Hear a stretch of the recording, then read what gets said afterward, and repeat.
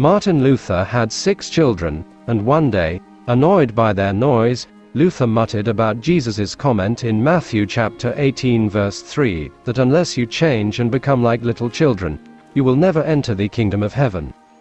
Dear Lord, are we supposed to become the same idiots? Though this thought is humorous, it made me wonder, what did Jesus really mean when he said that we should be like children? Here's how it happened. Dr. Alexander Vazakas was my 83-year-old college professor of philosophy who received his PhD under John Dewey. A remarkable Pentecostal scholar from Thessaloniki, Greece, Dr. Vazakas was fluent in 18 languages.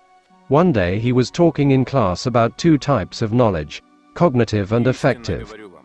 Cognitive knowledge is knowledge of facts, that which is understood by questions of what, where, when, who, and why. Affective knowledge is relational knowledge, such as, Adam knew his wife Eve. When my daughter Evangeline was 3, she didn't have much cognitive knowledge about me.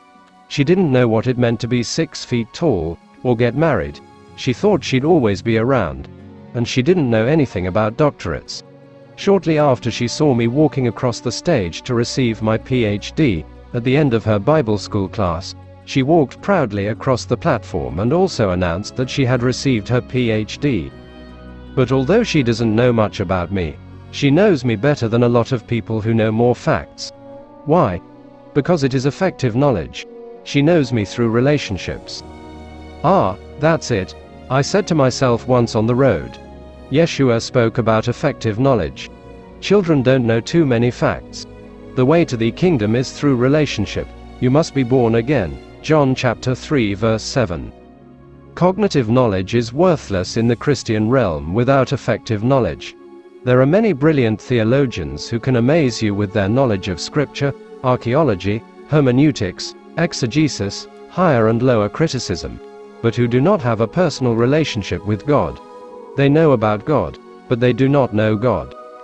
I realized that when my daughter grows up a little, she will understand the information about me, but it will take time. This understanding has freed me to accept people in our church who have a relationship with Jesus Christ, but need to mature in the areas of faith and conduct.